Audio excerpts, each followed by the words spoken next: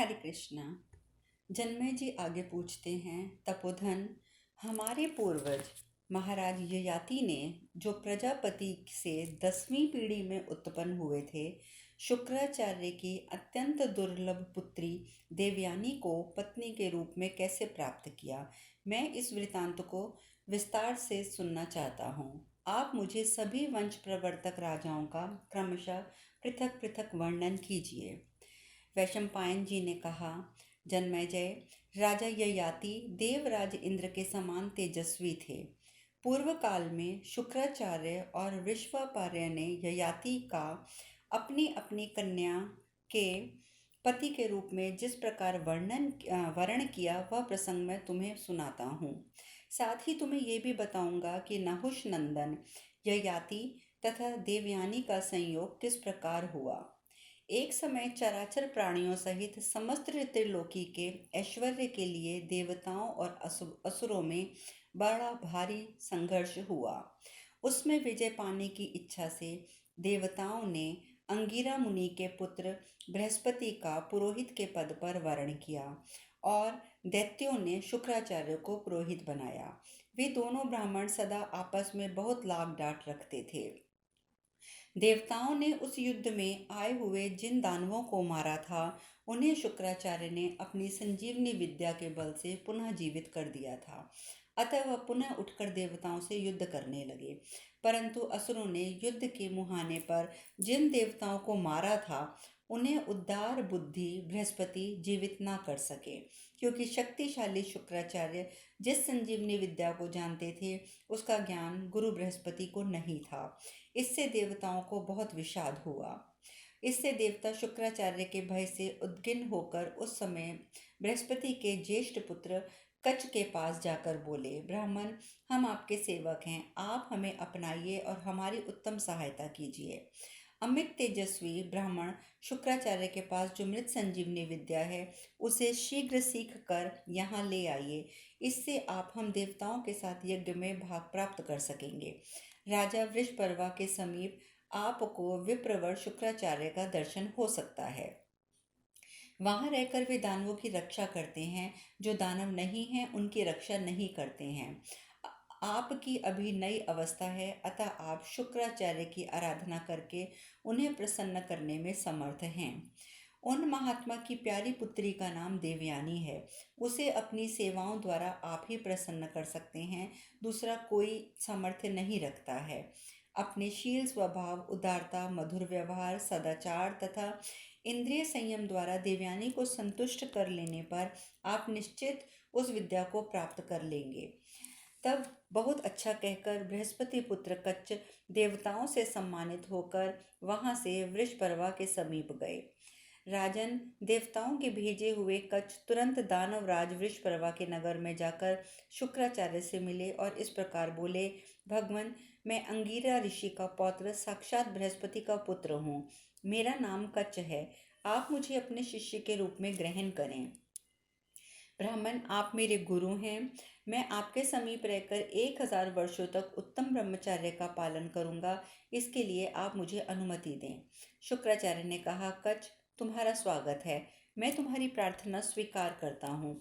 तुम मेरे लिए आदर के पात्र हो, अतः मैं तुम्हारा सम्मान और सत्कार करूंगा। तुम्हारे आदर सत्कार से मेरे द्वारा बृहस्पति का आदर सत्कार होगा। वैशंपायन जी आगे कहते हैं, तब कच्छ ने बहुत अच्छा कहकर महाकांतिमान कविपुत्र शुक्राचार्य के आदेश के अनुसार स्वयं ब्रह्मचर्य व्रत ग्रहण किया। जन्मेजय, नियत समय के लिए व्रत की दीक्षा लेने वाले कच्छ को शुक्राचार्य ने भली भांति अपना लिया। कच्छ आचार्य शुक तथा उनकी पुत्री देवयानी दोनों की नित्य आराधना करने लगे।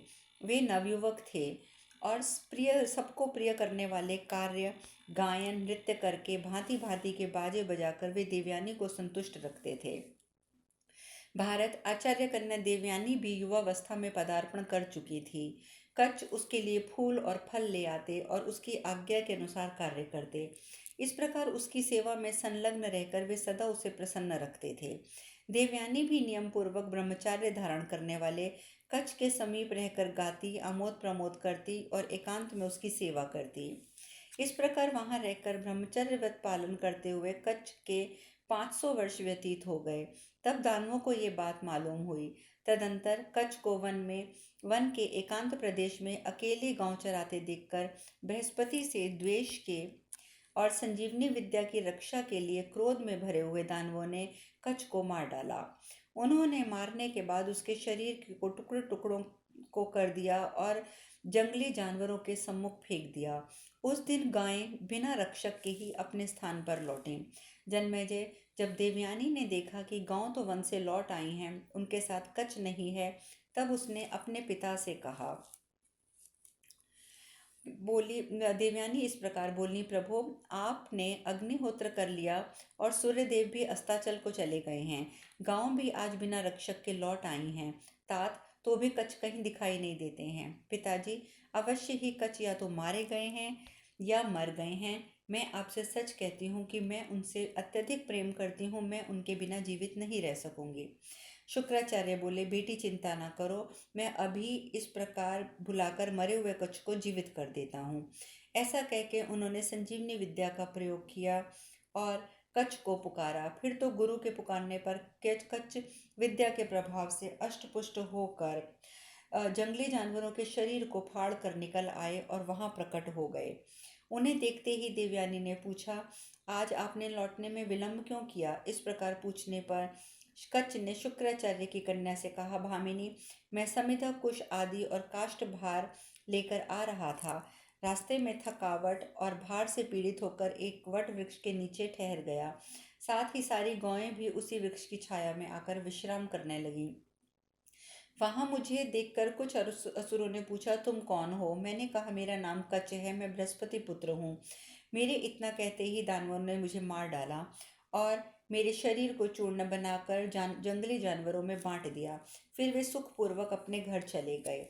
भद्रे, फिर महात्मा भार्गव ने जब विद्या का प्रयोग करके मुझे बुलाया, तब किसी प्रकार से पूर्ण जीवन लाभ प्राप्त करके यहाँ तुम्हारे पास आ सका हूँ। इस प्रकार ब्राह्मण कन्या के पूछने पर कच्छ ने उससे अपने मारे जाने की बात बताई। तदंतर पुनः देवयानी ने एक दिन अकस्मात कच्छ को फूल लाने के लिए कहा। विप्र पर कच्छ उसके लिए वन में गए। वहां दानवों ने उन्हें फिर देख लिया और फिर उन्हें पीस कर समुद्र के जल में फेंक दिया। जब वह उनके लौटने में विलंब हुआ, तब आचार्य कन्या ने पुनः पिता को यह बात बताई। विप्रवर शुक्राचार्य ने कच्छ का पुनः संजीवनी विद्या द्वारा आवाहन किया। इससे बृहस्पति पुत्र कच्छ पुनः वहां उपस्थित हो गए और उनके साथ असुरों ने जो बर्ताव किया था वह बताया। तत्पश्चात असुरों ने तीसरी बार कच्छ को मार के आग में जलाया और उसकी जली हुई लाश का चूर्ण बनाकर मदिरा में मिला दिया और उसे ब्राह्मण शुक्राचार्य को पिला दिया। तब देवयानी ने पुनः पिता से बात कही कि कच्छ मेरे कहने पर प्रत्येक कार्य पूर्ण कर दिया करते हैं। आज मैंने उन्हें पुनः फूल लाने के लिए भेजा था, परंतु वे अभी तक दिखाई नहीं देते। तात, जान पड़ता है वो फिर मर गए हैं या मार दिए गए हैं। मैं आपसे सच कहती हूँ कि आप उन्हें बुला लीजिए, अन्यथा मैं जीवित नहीं रह सकती हूँ। शुक्राचार्य बोले, बेटी, बृहस्पति के पुत्र कच्छ मर गए। मैंने विद्या से उन्हें कई बार जिलाया है, तो भी वे इस प्रकार मार दिए जाते हैं। अब मैं क्या करूं? देवयानी, तुम इस प्रकार शोक न करो, रो मत। तुम जैसी शक्तिशालिनी स्त्री किसी के मरने पर शोक नहीं करती है। तुम्हें तो वेद, ब्राह्मण, इंद्र सहित सब देवतागण, वसुगण, अश्विनी कुमार, दैत्य तथा संपूर्ण जगत के प्राणी मेरे प्रभाव से तीनों संध्याओं के समय मस्तक झुकाकर प्रणाम करते हैं। अब उस ब्राह्मण को जिलाना असंभव है। यदि जीवित हो गया जाएगा तो फिर दैत्यों द्वारा मार दिया जाएगा, अतः उसे जिलाने से कोई लाभ नहीं है। परंतु देवयानी बोली, पिताजी, अत्यंत वृद्ध महर्षि अंगिरा जिनके पितामह हैं, तपस्या के भंडार बृहस्पति जिनके पिता हैं, जो ऋषि के पुत्र और ऋषि के ही पौत्र हैं, उन ब्रह्मचारी कच्छ के लिए मैं कैसे शोक ना करूं, कैसे मैं ना रोऊं? तात, वे ब्रह्मचार्य के पालन में रत थे। तपस्या ही उनका धन था। वे सदा ही सजग रहने वाले, कार्य करने में कुशल थे, इसलिए कच्छ मुझे अत्यधिक प्रिय थे। वे सदा मेरे मन के अनुरूप चलते थे। अब मैं भोजन त्याग दूंगी और कच्छ जिस मार्ग पर गए हैं मैं भी उसी पर चली जाऊंगी। वैशंपायन जी कहते हैं, जन्मेजय, देवयानी के कहने से उसके दुख से दुखी हुए महर्षि शुक्राचार्य ने कच्छ को पुकारा और दैत्यों के प्रति कुपित होकर बोले, तुम्हें इसमें तनिक भी संशय नहीं है कि असुर लोग मुझसे द्वेष करते हैं, तभी तो यहाँ आए हुए मेरे शिष्यों को मार डालते हैं। ये भयंकर स्वभाव वाले दैत्य मुझ ब्राह्मणात्व से गिराना चाहते हैं, इसीलिए प्रतिदिन मेरे विरुद्ध आचरण करते हैं। इस पाप का परिणाम यहाँ अवश्य प्रकट होगा। ब्रह्म हत्या किसे नहीं जला देगी, चाहे वह इंद्र ही क्यों ना हो। जब गुरु ने विद्या का प्रयोग करके बुलाया, तब उनके पेट में बैठे हुए कच्छ भयभीत होकर धीरे से बोले, भगवान आप मुझ पर प्रसन्न हो, मैं कच्छ हूँ और आपके चरणों में प्रणाम करता हूँ। जैसे पुत्र पर पिता का प्यार होता है, उसी प्रकार आप मुझसे भी स्नेह भाजन करते हैं। वैशंपायन जी आगे बताते हैं, उनकी आवाज़ सुनकर शुक्राचार्य ने पूछा, विप्र, जिस मार्ग से जाकर तुम मेरे उदर में स्थित हो गए, ठीक ठीक बताओ। कच्छ ने कहा, गुरुदेव, आपके प्रसाद से मेरी स्मरण शक्ति ने साथ नहीं छोड़ा है। जो बात जैसे हुई थी वह सब मुझे याद है। इस प्रकार पेट फाड़कर निकल आने से मेरी तपस्या का नाश होगा। ना हो वह ना हो, इसलिए मैं यहाँ घोर क्लेश सहन कर रहा हूँ। आचार्य पद, असुरों ने मुझको मारकर मेरे शरीर को जलाया, चूर्ण बना दिया, फिर उसे मदिरा में पिलाकर आपको पिला दिया। विप्रवर, आप ब्राह्मी, आसुरी, देवी तीनों प्रकार की मायाओं को जानते हैं। आपके होते हुए इन मायाओं का उल्लंघन कैसे कर सकता है? शुक्राचार्य बोले, बेटी देवयानी, अब तुम्हारे लिए कौन सा प्रिय कार्य करूं? मेरे वध से ही कवच का जीवित होना संभव है। मेरे उदर को विदीर्ण करने के सिवा कोई और उपाय नहीं है, जिससे मेरे शरीर में बैठा हुआ कच्छ बाहर दिखाई दे। देवयानी बोली, पिताजी, कच्छ का नाश और आपका वध, ये दोनों ही शोक अग्नि के समान मुझे जला देंगे। कच्छ के कष्ट होने पर मुझे शांति नहीं मिलेगी और आपका वध हो जाने पर भी मैं जीवित नहीं रह सकूंगी। शुक्राचार्य बोले, बृहस्पति के पुत्र कच्छ, अब तुम सिद्ध हो गए, क्योंकि तुम देवयानी के भक्त हो और वह तुम्हें चाहती है। यदि कच्छ के रूप में तुम इंद्र नहीं हो, तो मुझसे संजीवनी विद्या ग्रहण करो। केवल एक ब्राह्मण को छोड़कर दूसरा कोई ऐसा नहीं कर सकता जो मेरे पेट में पुनः जीवित निकल आए, इसलिए तुम विद्या ग्रहण करो। तात, मेरे शरीर से जीवित निकलकर मेरे लिए पुत्र के तुल्य हो, मुझे पुनः जिला देना। मुझ गुरु से विद्या प्राप्त करके विद्वान हो जाने पर भी मेरे प्रति धर्मयुक्त दृष्टि से ही देखना। वैशंपायन जी कहते हैं, जन्मेजय, गुरु से संजीवनी विद्या प्राप्त करके सुंदर रूप वाले विप्रवर कच्छ तत्काल ही महर्षि शुक्राचार्य के पेट को फाड़कर ठीक उसी प्रकार निकल आए, जैसे दिन बीतने पर पूर्णिमा की संध्या को चंद्रमा प्रकट हो जाते हैं। मूर्तिमान वेद राशि के तुल्य शुक्राचार्य को भूमि पर पड़ा देख कच्छ ने भी अपने मरे हुए गुरु को विद्या के बल से जिलाकर उठा दिया और उस सिद्ध विद्या को प्राप्त कर लेने पर गुरु को प्रणाम करके वे बोले, मैं विद्या से शून्य था। उस दिशा में मेरे इस पूजनीय आचार्य जैसे मेरे दोनों कानों में मृत संजीवनी विद्या रूप अमृत की धारा डाली है, उसी प्रकार जो कोई दूसरे ज्ञानी महात्मा मेरे कानों में ज्ञान रूप अमृत का अभिषेक करेंगे, उन्हें भी मैं अपना माता पिता मानूंगा, जैसे मैंने गुरुदेव शुक्राचार्य को माना है। गुरुदेव द्वारा किए हुए उपकार को स्मरण रखते हुए शिष्य को उचित है कि वह भी कोई कभी द्रोह ना करे।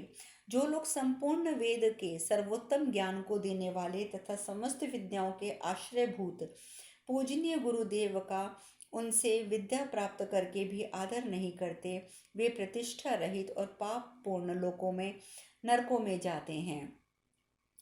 वैशंपायन जी आगे कहते हैं, जन्मेजय, विद्वान शुक्राचार्य मदिरा पान से ठगे गए थे और उस अत्यंत भयानक परिस्थिति में पहुंच गए थे जिससे तनिक भी उन्हें चेत नहीं रह जाता।